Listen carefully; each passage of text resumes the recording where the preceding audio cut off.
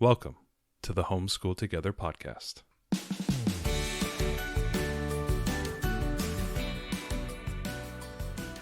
Where one working mom and a stay-at-home dad help you navigate the nuts and bolts of the growing and dynamic world of homeschooling. With a focus on early learners, like me. All the ins and outs of building and maintaining your homeschool life. Homeschool. Find out tips and tricks to make things like this easier. I'm reading. And ultimately, enjoy educating your kids. And what's that last thing? Have fun together. Did I do good, Daddy? Yeah, you did, sweetie. Good job. Hello and welcome to Homeschool Together. Thanks so much for joining us. Today we are going to have our final episode of 4 on budget homeschooling. But if you have a chance, head down into the show notes. We're going to be putting all the links, and there's links to all of our various places, our YouTube channel where we're putting out more videos of us yammering at a camera so you can see us and all that fun stuff. If you can hit subscribe there, also hit subscribe on your podcast. I know there's some people who just listen periodically. It'd be great if we can have you subscribe and get it automatically into your feed. We have been working for 4 straight weeks, working on budget homeschooling. Today we're going to be talking about infrastructure and kind of some extras that kind of go along with it. Now we know a lot of you guys already have homeschool spaces or already have a good idea about homeschool spaces. We're going to be talking about ways to do and kind of outfit those things in a cheap manner. But next week, we're going to do actually, like, if you're brand new to homeschooling and you want to build a homeschool space, we're going to do a whole entire episode just on ways to build a homeschool space, how big it can be, all the various ways people have been doing that. We've been interviewing people for, 2 years now about their homeschool spaces. That's a big question we always ask in our homeschool journeys, because we always like to hear what people's space looks like, because it's always different. Yeah. And so we'll be talking a lot about like different spaces, different organizational techniques, different things like that next week. This week, we're going to just be talking about kind of like ideas to kind of outfit your homeschool space in kind of a more affordable way. On the cheap. On the cheap, not super cheap, be nice. Yeah, frugal. With the walnut veneer instead of the walnut wood. Yeah, we're hoping this episode's like, the infrastructure of your homeschool space, and then, all the miscellaneous things that didn't fit in the previous 3 episodes. Yeah, there's got to be a grab bag This is somewhere. our catch-all episode to round out our budget homeschooling series. Yeah, so we always go corporate on us. So we're going to talk a little about infrastructure. What is that? All the girders, the steel girders, the concrete pad, the glass that goes on the buildings. We're going to talk about the infrastructure that builds out your homeschool, your space, right? You have your kids, you have all your curriculum, but sometimes there needs to be some infrastructure that goes along with that. So let's talk a little bit about like classroom decor. Yeah. So you're going to be setting up your space that you want to be inviting for your kids and yourself to spend hopefully a good amount of time in as you're homeschooling. And as a homeschooling dad, I find myself a lot of times pointing at things on the walls. It's like, look at this, or like, right. You're in that moment, you're doing some teaching, and sometimes it's really nice to say, well, there are all the letters right up there. Right. We have in our homeschool space, we use our bonus room, and we have a big alphabet line around our room that we got at Dollar Tree. So that's our first recommendation is the classroom decor supplies at Dollar Tree. So if you haven't been to your local Dollar Tree lately, they've got a great little section. Would this apply to like Dollar General as well? Or like, I don't know about Dollar General. We do Dollar Tree. That's one we have. We don't have a Dollar General, and that's not really a dollar. Although Dollar Tree is not a dollar anymore. It's like $1.25. But I digress. Scandalous. I digress. So yeah, they have a really great section in the store with classroom decor, and it's got neat things like, how teachers always have those like wavy borders that go around. Mm-hmm. They usually will put some sort of like colored paper on the wall or poster board or something, and have a wavy borders that go around it, and then big letters that spell out fun things like reading is fun or whatever. I mean, all that kind of stuff you can totally get at Dollar Tree. They have lots of cool things for your classroom. They have interesting things like imagine like a fly swatter, except it's a star and it's open in the middle so that you can like slap words and stuff. They've got we have like a wand for like reading as well. Like you can like, I think we got that for the All About Reading. Yeah, I think we got to go with that. But you can get those type of tools and those. Yeah, there's just like little cool stuff, and there's plenty of like if you're looking for progress stickers, way to go type things, or little certificates, or there's just, if you think like teacher outfit type stuff that's really basic and all paper products mostly, or small plastic products, you can find them at Dollar Tree. You'll be pretty amazed what you can find. You can also get like poster boards there really cheap. So definitely check out your local Dollar Tree for the decor stuff. Like posters for like multiplication tables, or they'll have all kinds of weird stuff. List all the states in the country, or that right. type of thing. Just it's surprising. I think it's really surprising what they have. Get your elementary teacher on. I literally got a beach ball there that was a globe beach ball from Dollar Tree. Didn't last long. It didn't. I mean, that was a different problem. That was a dog problem. But you know what I'm saying? Like, they have some really interesting things that I think you'll be surprised what you might find there that could be really cool, and of course be really affordable to outfit your homeschool space. Another great place to go is we've been periodically stopping in there. Places like Target. If you go to Walmart, things like that, they have a ton of things that... Everything's on back to school, man. There's these... Fred Meyer, we hit up this weekend.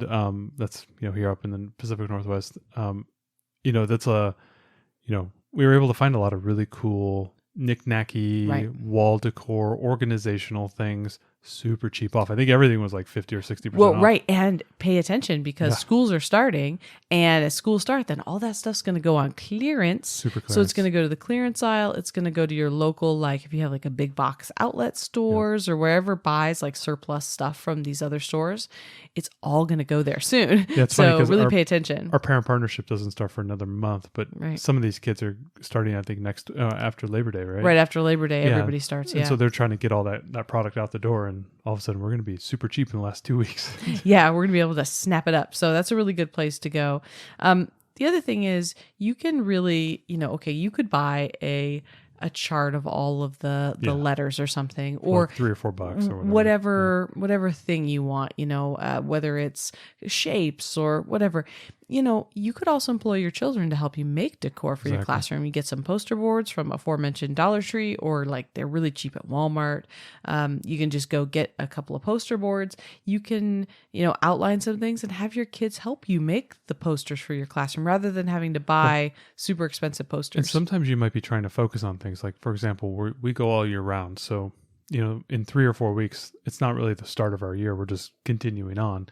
And you may have things that are very specific to your kid and like challenges that they might be running into. And it's hard to find that poster that like hits that point exactly, or, touches that concept. It may be something you have to make on your own. Yeah, it certainly may be. And one of the cool things about making your own stuff, like you said, you can tailor it, but you can also swap it in and out, because you didn't spend a bunch of money. I feel like locked into this. If I bought a shapes chart from Amazon and it cost me $10, I would that'd be the hill I would die on. I wouldn't want to move that shapes chart until we were absolutely completely done with shapes, because I would feel like committed that I spent money on this thing. Exactly. Rather, I could just say, hey, we made it ourselves, and we'll get it.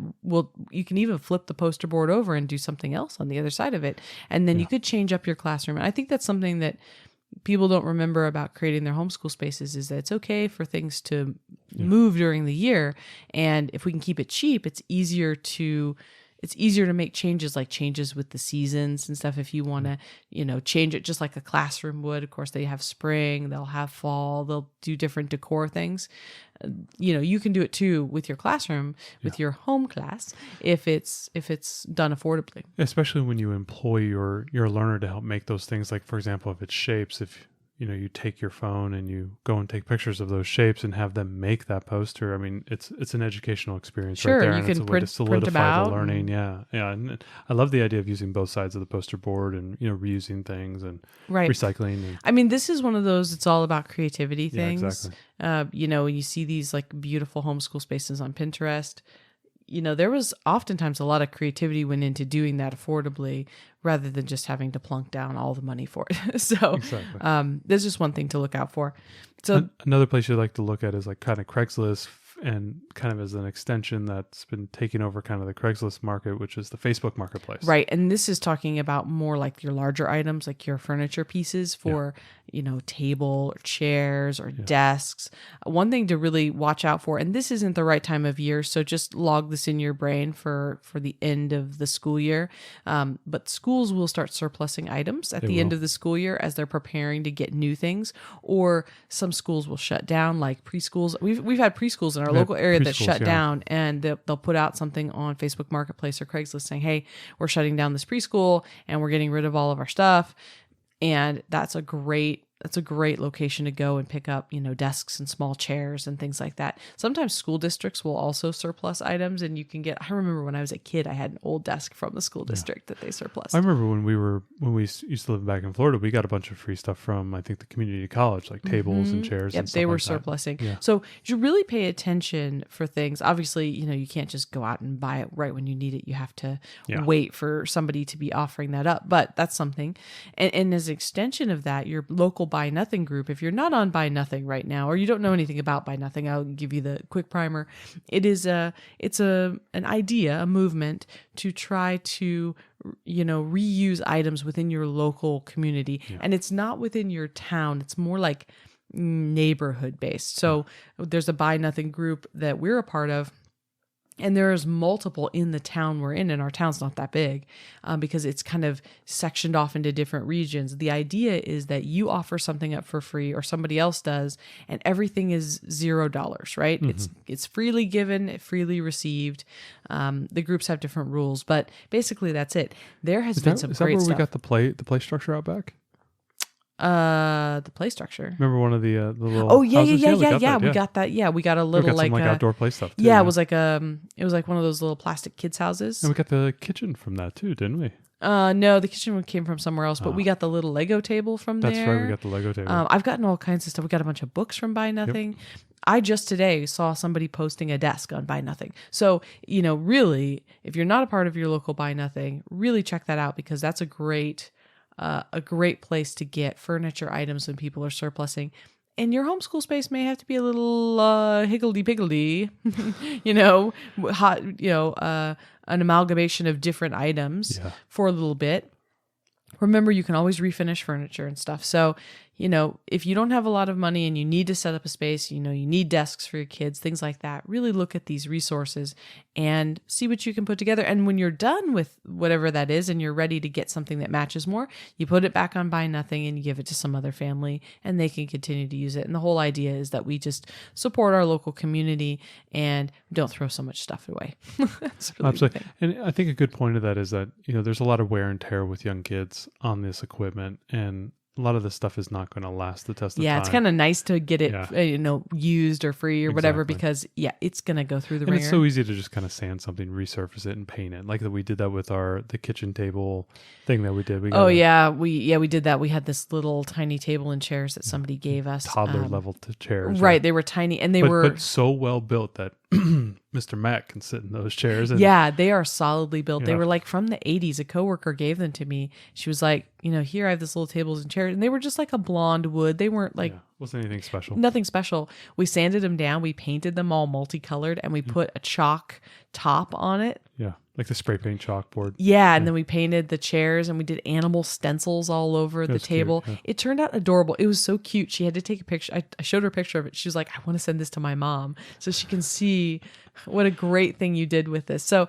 it's fun too when we take something from somebody else and do something cool with it. But that takes time, and we did that before when our daughter was very, very young, so we had time for that. Now, also thinking about kind of repurposing items, multiple use items to help accent what you're doing, like a storage cabinet is a globe, a microscope, things of those. Yeah, maybe you get a storage cabinet that instead of a fancy top on it, it's got a flat top so you can put your globe on top of it. Or think about maybe you can have storage that a curtain pulls in front of it, and that can have some learning materials on it. I mean, just think about what you need in your space. Efficiently using surfaces. And items. Think about storage, and think about, like, even if you have a small space, how can I get everything in here? And maybe if I have to buy an item, make it a multi-purpose item. Yeah, I think that getting multiple uses out of things is, especially in how how much stuff you can accumulate over time, not just books, but like, manipulatives and learning materials and things that you pick up at the store periodically. You just got to find a home for those type of things. And, if you don't have the space for it, you really want to think about how you can design that space to be multi-use. Like you're going to use can I get a binder that goes on the side of my cabinet that can hold my papers, like can I use magnets to hold things? Or, can I have storage blocks that have a cushion on top, and that's what my kids sit on for chairs, but also holds materials. But also holds stuff. You've seen people put together like reading nooks, and it's all storage, and then there's cushions all on top of it and stuff, and then it's a great reading nook, but it also doubles as storage. So be thoughtful about that, because you can really save money if you don't have to buy individual items for everything. And taking that minimalist, almost like a tiny home approach to your homeschool space. Right. It doesn't have to be grand to be the right fit and to be functional. But yeah, as much as you can get things used and you can multi-purpose items, you really save a lot of money. Also, multi-purposing furniture in your house. So if you're making some type of renovation, or if you have a family member, that's what happened with my folks. They were getting some new living room furniture, and we desperately needed a couch in the homeschool room, and we just snagged their love seat. Yeah, we needed something comfy to sit on to read. Yeah, the love seat and the ottoman, and it was just perfect. It just kind of wedded right to that space. And right. So keeping an eye out for family members who might be getting rid of something, a chair or a reading chair, even bean bags, things of that nature. Additional folding chairs. I know with what we have upstairs, we have some folding chairs that can be tucked away. And right. We had like a nicer card table kind of thing that we had long ago. It was sitting in the garage, and we had folding chairs for us. Like, hey, that could be our homeschool table. Exactly. So we pulled it out of the garage, and we dusted it off, and we've used it for a couple years. Over a year, yeah. But then all of a sudden, we were upgrading our office desk, and we had to get rid of our old desk, and we said, well, this is really nice. This desk is way nicer than that card table. Card table was given to somebody else, and we moved the desk upstairs. Right. So, as you do things in your home, really think about repurposing what you already have. Take a good look at, what do I have in my home? We had some like storage shelving units in our daughter's rooms. And I mean, it was a good idea to put these storage things there, but the kids actually weren't using them. No. They were just cluttered all the time with toys, and we decided, we'll get something different for their spaces, but we'll take these, and we stacked them all up and put them in the closet in the bonus room to hold all of our manipulatives and all of our overflow games. Because perfect. We're like fair parking here. We have overflow. We have overflow games. It gave that closet structure, and it allowed us to use it as almost like a very large armoire, or like an enormous bookshelf. It allowed us to store stuff. We've got all kinds of stuff stored in there now, because we took these like plastic container, like they're almost plastic structure type of thing? No, they're the wooden ones from Target. Yeah, that we've had forever. We had them when we were first married, and then we put them in the kids' room so they could put fabric bins of toys in them, and the kids never used them really. They were just taking up space, and we're like, what, we could stack these and do something different. So really think about what's in your own home and what you might be able to do with it. Absolutely. Now going up on to like the technical side, so if you do a lot of stuff in your homeschool room and you need to grab a TV or a Roku, or repurpose a monitor to be, or an old computer to be kind of a workstation, you want to think about those type of things, and think about how you can, like we have 2 computers that I'm probably going to prepare as kind of low cost workstations for our kids when they start to get a little bit older. Mm-hmm. By then, maybe it'll be a Chromebook type of thing, but we don't know. But we're keeping those those basically desktop computers, old desktop computers. Old desktop computers that we upgraded, and then we kept that, thinking we're going to do something with it. But I don't know if we will or not. But we don't know. Yeah. But we do have a TV up there. So when we got a new TV for our family, the old TV went upstairs, and we hung it on the wall, so it's not taking up space, on our storage areas. Right. We were able to get one of those wall mounts. It was $19.99 at like Amazon. They're very cheap. We put it up so that it wasn't in the way.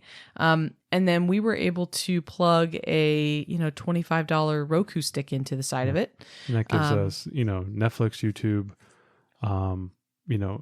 PBS Kids, things of that nature on demand. Anytime we need. It's really terrific. And we can actually, with the Roku, we can Apple mirror our phones. Yeah, we can even have, we can have something on Chrome on our phones, and we can show it up on the screen for the kids. So it really works out nice. So if you're looking for technology, think about what you might want technology-wise and get prepared so that you can buy that during Black Friday or Cyber Monday that's going to come up. So you might not have it for the beginning of the school year, but that's a really great place to save money, is to get that equipment then, because all the tech stuff goes on sale. The one thing I would say too about tech things, if you know specifically what you want, or, even close to it, even if you know like, hey, I just want to get a TV up there, you can go to something called Slick Deals, which I have used for, I don't know, like a decade, a long time. And you can set up an account there. It's free. And it's like a community aggregator type thing where the community puts in when they find a really great deal, and then people upvote it if it's truly a good deal, not just like, it's okay. And then things will bubble up to the front page. And so there's a lot of good deals. I'm sorry, because you'll probably spend more money because now you know about this, because it is really great. But technology stuff is specifically something that usually comes up on Slick Deals. And what's nice is, rather than having to watch it every day, you can do an alert for it and say TV, for example, or Roku, or whatever tablet, whatever it is that you need for your homeschool. And then it'll just send you an email if anything with that comes up, and you can then assess whether or not that might be a good deal. So anything technology-wise, be prepared for sale times and use Slick Deals is my best advice. So that's setting up kind of like a low-cost infrastructure, hitting all the various aspects of what you would need from a TV to technology to, a reading area, tables, storage, bookshelves, all those type of things, giving you some good ideas, not necessarily how you want to design it, because each and every room and every space is different. Different. We'll talk a little bit more about design ideas in the next episode about your space when you want to set it up. But we're just giving you ideas on like where to go find those things that you need. Right. So that's infrastructure. Let's talk a little bit of kind of like a grab bag of extras. Yeah, we got a lot of things. So big thing I think would be, we were talking about this whole budget the series that we've been doing is all about in the house, curriculum, how we're setting up our space, things of that nature. We got to get these kids out of the house. Field trips, like what are like some really good ideas around that? Right. So to make this really experiential for our kids and really fun for their homeschool years, when you're talking about like museums and aquariums, many museums have free days, and aquariums have free days. Look at their websites, look at their Facebook page. You can see like when the free day was last year. There's also going to be homeschool specific discount days a lot of times for like the zoo and like our Natural History Museum here has like a homeschool discount day. This is where you're going to want to use your homeschool ID. So go back to the third episode and Homeschool Buyers Co-op if you want to get your ID so that you can show it and you can get your homeschool discount. There's also like virtual visits for, if you can't go out, but you want to get, have that extra field experience, but maybe you're sick or something, you could do virtual museums. As an addendum to that, because of the pandemic, a lot of the big museums around your local area. So if you're like in one of the big cities, or if you have something big within your state that's very, famous, like if you have a famous artist or something of that nature, they did a lot of YouTube tours and a lot of YouTube videos for people during the pandemic. And so if you go and find your like, Seattle, Museum of Art, did a huge like kind of walkthrough.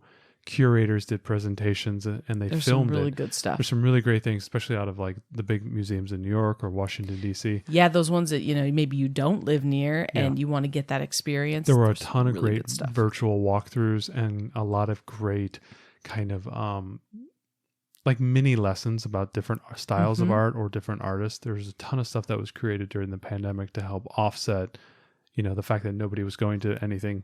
They built these great videos for that, so definitely check that out as well. Right. And I would say you look at the museum's website first and see if a lot of them have some sort of a virtual tour on their website, but if not, definitely go over to YouTube because they have things there too. But how about like museum passes and zoo passes? Yeah, so this is a really good one. Getting a pass is a great way to give your family something that you can do all year long whenever you're having it's a rainy day or we're just not feeling homeschool, we want to go do this. And for us, for example, like our zoo, the passes were so affordable that once you went to the zoo twice, you have then paid for the pass. Like in a year, You've gone twice, you've paid for it. So this is a really good one. Like maybe you want to get 1 or 2 passes a year and then switch them up every year. If you live near a major metropolitan area and you want to go ahead and just, say like, okay, well, this year I'm going to get the zoo and the Natural History Museum, and next year we're going to get the Museum of Art and the aquarium. And you can kind of change it up for your kids, but this gives you a great thing to do. And a lot of times it only takes like 1 or 2 days of attending these things to pay for the season pass. So if you do something twice, all of a sudden, wow, that pays for itself. Yeah. And so it's totally worth it. And it's great because then once you have the pass, you're going to use it more because you're like, hey, it's free to go to the zoo. Basically, we've already gone twice. So the rest of the year, it is now free to go to the zoo. Exactly. And as homeschoolers, it's really great because we can go when everybody else is in school. So our kids can have really relaxed experience without crowds and dealing with parking issues and all of that stuff. And passes like this are such great gifts to ask for from the grandparents for Christmas or a birthday if you have a kid who's like really into a specific place because they're not super expensive.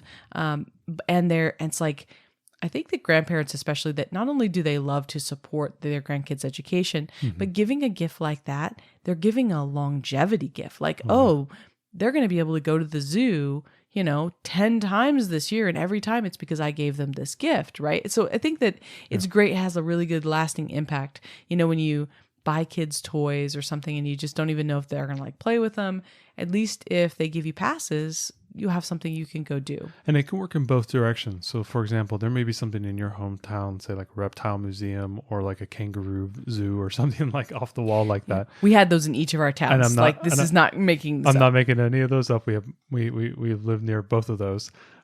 They may have a season pass. So that's something that, maybe where you're located, like there's a small time thing. They may have a local thing, but also something in your local area where your kid can attend that you as a gift, that you, the family member or the grandparent, can come and go do something in the local area. But also think about it in reverse.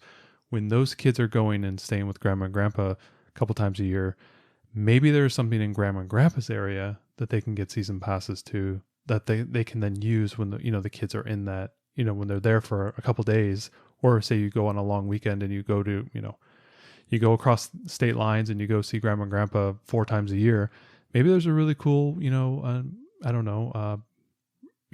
farming museum, or there's like a prairie museum or a pioneer museum or something of that nature. That's grandma and grandpa clearly live in the plains. Yes, if grandma and grandpa live out on the ranch and there's a ranch museum, or maybe there could be like a really cool Native American whatever tribe is in that area, they could have a really cool museum in that area. Or some sort of cultural center. Absolutely, some there's cultural lots center, of cool things like that. So think about it in both directions. So if you have family members that live in certain areas, that may be something that they get for that when they come and visit. Yeah, and while you're thinking of passes too, and thinking about like gifts that people can give you, think about your state park or national park passes too. Those are also a great thing to do because then it's not only one place, you can go to all of these different locations with your passes. And those are usually really affordable per year. Yeah, and there's something that we have in the state is the Washington Pass, the Washington State Well, Forest we have Pass. a Washington State when we have Discover Pass. But then there's also national parks, and then there's a Northwest Forest Pass because that's the Forest Service. So, look up your local area, but that's another great like pass to consider. Passes are just really terrific because they're not all that much money if you use them a lot, and once you have one, you will use it more because it's free then.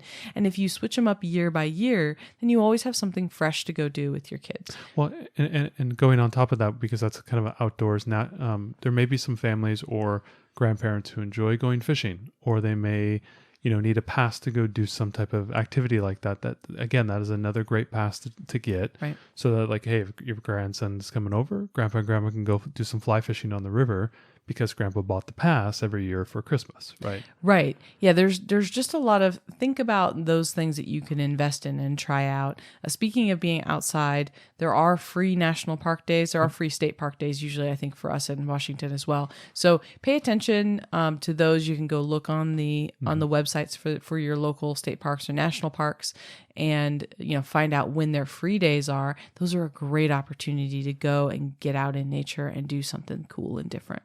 Now, Groupon for like sort of field trips. What if you're like buying multiple tickets for Right. a co-op or something like that? Yeah, or like you want to go, we live near Seattle and they have things like the Argosy cruises or Yes. whale watching or, something else like that. Or there's sometimes there's pottery classes or whatever.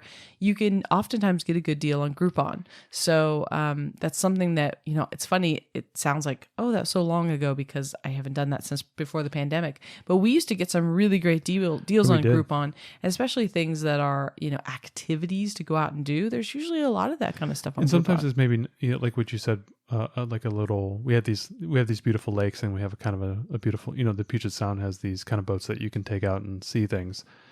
Also thinking about like cultural experiences. So maybe there's Groupon tickets for restaurants that are in certain areas. Like, hey, maybe it's a Moroccan restaurant or it's Yeah. a certain Yeah, type that's of cool. restaurant you otherwise maybe wouldn't go to, but it's a great way to bring the kids along. Think about things like that. Yeah, that's a great idea. The other thing you can do is you can visit local businesses that will give you tours. So your local fire station, sometimes the local post office will give you tours. I mean, think about local businesses. If you've got a farm co-op that's near you, or The iron smelter down the road.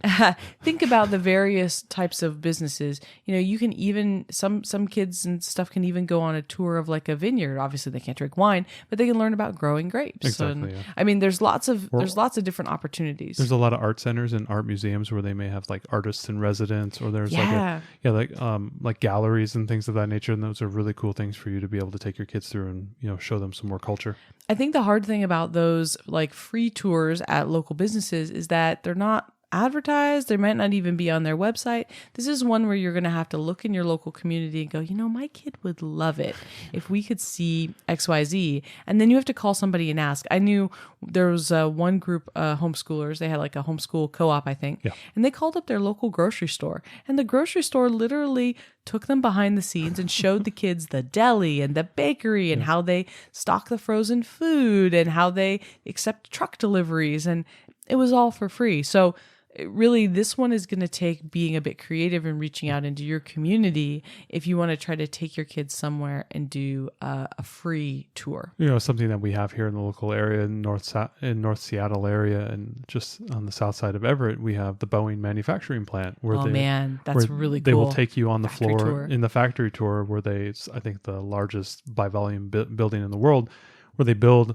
all the planes. But we have, I think there's two major building centers, one down in Renton, one up in Everett. But I think the 737s roll off in Renton. I don't know. Remember, I remember but we yeah. had to pay for that You have factory to pay tour, for the but factory that tour. was awesome. Yeah, and then I think there's also the Museum of Flight down The Museum south. of Flight, and that's one to get passes to. That place is awesome. If anyone comes to the Seattle area, obviously go see the space, go to Pike's Place and all that stuff, but head down to this. Yeah, the Air Museum and of Space Flight Museum. It was is really great cool, because yeah. it's got all kinds of stuff from World War I, World War II, Amazing. modern aviation. It's got an Air Force One of the Air Force Ones. I think it was Kennedy's. Yeah, It was I one. can't I think it was Kennedy's. It was an old World War Air Force One. Anyway, the Museum of Flight's great. So, Absolutely. the other thing is, when you're looking for more free opportunities, your local library is really great. Not only does your local library have all your free resources that you love, but things like story times. There's also classes at your local library. I looked up just our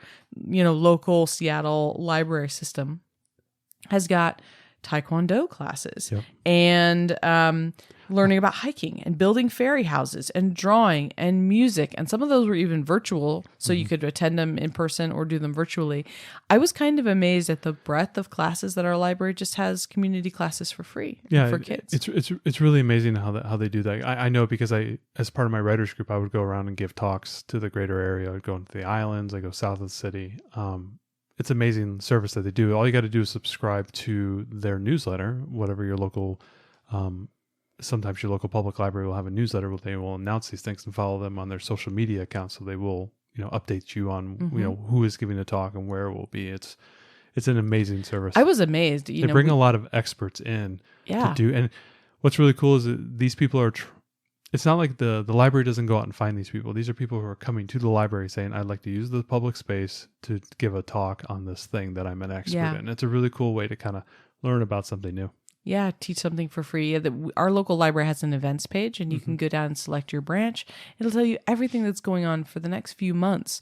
So it's really terrific. And some of these classes, like story times and different things, are regularly scheduled. So it's, every Wednesday at 10 or whatever is usually there's always a story time. But I was amazed at the number of non-book related events that kids would find interesting. I was like, Taekwondo, the library's teaching Taekwondo. Yeah, out on the lawn, the library's teaching Taekwondo next week. I was really surprised to find out about that. So when it comes to free things, you're just going to have to like look around a little bit, but don't forget about some resources like your local library in your community.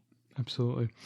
Next is kind of maybe outside the box, but volunteer efforts. Right. So you could do field trips and things, which are always great. If your kids are just slightly older, there are lots of volunteer opportunities that you can get these great experiences, obviously for free. And it's a great socialization opportunity too. So like Habitat for Humanity, there's volunteer opportunities for kids as young as 5 with parents. That's amazing. That's pretty cool. The American Red Cross has lots of teen volunteer opportunities. Definitely around the holidays. We were talking our local the local food bank, maybe. Food bank, for like sorting and packaging. You may food. have a soup kitchen or a shelter or something like that where they pack meals for people who are in need during the holidays or even just in general. You may find a lot about our that. Girl Scout troop actually. There's a local location where they do all the packaging for the gift tree, what do they call the wish tree or whatever at Christmas time, where the families will put on kids will put on the toys they want or whatever and then people will donate those things. And there's actually a center where they wrap everything and then they put them all in bags and then they deliver them. And you can go and volunteer. And our Girl Scout troop's going to do that this winter. We're going to volunteer to wrap all these gifts, which is really fun. And what's fun too is when they get all these donations, they actually have this huge warehouse full of all the gifts. And the girls are going to get to go and say, this is a 9-year-old boy who loves cars and he wants a Hot Wheels set, and they're going to get to go look at all the sets and they're going to get to pick out this toy for this kid from the donated items, and then they're going to get to wrap it, which they're going to have so much fun with. I remember as a child we had a family who were family friends, and when the father was out of work and they were like on very, very hard times, they were like almost living in their car type situation. And we did one of those giving trees and we paired up with a local community center, and a bunch of people donated things, and we wrapped all of it as a family. We invited them over and they opened all these gifts, and it was one of the most wonderful experiences that I can Christmas memories that I have from my childhood. Absolutely. So, there's lots of good opportunities out there. On top of that, you're giving back to people, but also you can give back to animals as well. If you want to, give your time at animal shelters. Oh yeah, socializing those puppies and kittens. Oh yeah, there's a ton of rescue centers. I think I've seen up in a town over, there's kind of a mobile dog grooming kind of animal rescue, delivering feed to families in need who have animals, things of that nature. There's a lot of opportunities around animals. So if you have a young one who's also into that, you can take a look there. So that was kind of volunteer. Let's talk a little bit about media. I know everybody kind of wants to, we kind of go towards media now. There's so much of it. We're kind of awash in it. What are a couple, cheap kind of low budget things that they can incorporate in their homeschool? Yeah, so obviously we've all talked about YouTube. We know about Netflix and Amazon Prime and all those things. So those are just kind of your mainstream streaming platforms, mainstream streaming. But I wanted to talk about a couple things that are education specific that you can get. So the first one is Curiosity Stream, which is all documentaries in science, technology, civilization, and human spirit. So there's I think they advertise like thousands of documentaries on Curiosity Stream. And it is $3 a month or $20 a year. I think right now it's on special for $15 a year. So you really can't go wrong with that. If you want to have a situation where it's all documentaries, it's all safe for your kids to be on, and especially if your kids are going to be doing space. Or I was looking earlier today at some of the space ones, and there was a lot of really good stuff on there. Yeah, especially if you have a kid who maybe enjoys those documentaries, likes to learn about things instead of watching kind of fiction or animated movies or kids movies. I've met some kids. I've met coworkers who had kids who just, they could not handle for whatever reason, they just did not enjoy things that were not real. And Yeah. they really, really wanted to watch things like documentaries, and things like this could help as well. Right. So let's talk a little bit about PBS. Yeah. PBS, Public Broadcasting. So there's PBS Service. and Yeah. then there's PBS Kids, two PBS different Kids. apps. So PBS and PBS Kids both give a sub-selection of their content for free on streaming. So you can't get everything, but like we can go on to regular PBS and get a ton of episodes of like Nova and the Eons show. Yeah, there's also There's the a Planet bunch. show, I think might have been on there. But what I really like PBS for is if you have a little bit of an older learner, it's a great addendum to do the history. They do so many great things. I know Ken Burns has been creating historical documentaries for them for forever. I mean, way back. And so there's so much content that they produce that is just, top quality, top notch, that you can help fold into your, historical or scientific education if you're trying to, amend what you're currently doing. But with the PBS Kids one, I really, really like is there's it's so very many good. great shows. They're all wholesome, wonderfully focused around education. Every single one of them is really, really focused. Even the ones that you wouldn't expect to be focused on education, when you watch an episode or two, you just go, wow, there's a lot of learning in here. Yeah, there's a lot of learning. There's a lot of good. My kids have learned so much from Dinosaur Train. Dinosaur Train. We have learned so much. Or Wildcrats. Wildcrats is a really good Wildcrats example is of on that. there. Eleanor Wonders Why is also really good. Love that show. Molly of Denali is on Denali. there. So And Daniel Tiger. Daniel Tiger and Curious George for our preschooler, which are both really great. It's one of those things where both PBS and PBS Kids, you can't pick which episodes you're going to get because it is a sub-selection. But the fact that it's there and it's free, we use it on our Roku. You can also just go to the website for PBS or PBS Kids and watch directly from your computer if you don't want to use your Roku. But we found that the Roku app is just like, it's perfect. When our kids want to get up in the morning and watch cartoons and we're not going to be down there to watch see exactly what they're going to watch, it's like you can watch whatever you want on PBS Kids. Exactly. Also, PBS Kids has a learning app you can put on your phone or your tablet as well. It has games and kind of educational things there as well. So you can check that out as well. Yeah. So this was episode 4. Yes. Kind of I know budget. this was a strange, hey, it's all the extras, but it's the things that didn't fit into other categories. Well, I mean, you think about it, it's a general category of infrastructure and, getting out in the world, right? I mean, so Experiential learning, experiences. And all that type of stuff. So I think that, they have their own place, and I think they're important, especially when you're trying to round out the education. When you think about everything we've talked about up to this point, this is kind of like the final piece. I mean, outside of going to a co-op or going to find like a parent partnership, Right. Somewhere else that's or going to finding pay for material. your social group, whether that's like a Girl Scouts or Boy Scouts type of thing, or some type of social organization. Outside of those things where you're going out there and engaging with that, which we have done episodes about, and we'll make sure to link one of those in the show notes as well. This is kind of get you finished. You are ready to homeschool. Yeah, this should be all on the a components. fairly tight budget. Yeah, I mean, I think, Unless you got, budget creep like we always do. Yeah, I mean, you can homeschool really affordably. Yeah, and today I realized that I had bought a book that I had already bought. So my book, double bought? I did. Luckily, it was only a National Geographic reader, so it wasn't too expensive. But yeah, even the best laid plans and my book lists and things, my Book Buddy app did not save me in this case because I bought 2 copies of Prehistoric Mammals. But anyways, yeah, I think that, the message that we'd love for you to take away from these 4 episodes is you can do this on a budget. Depending on how limited that budget is, I think that there's inverse proportional. The more limited your budget, the greater your creativity is going to be the case. But if you are creative, I think you can do a whole lot for your children, create an enriching environment for them with great materials and really awesome curriculum and wonderful experiences. You can do that even if you have a limited budget. It's possible. Thanks so much for joining us today and making us a part of your homeschool journey.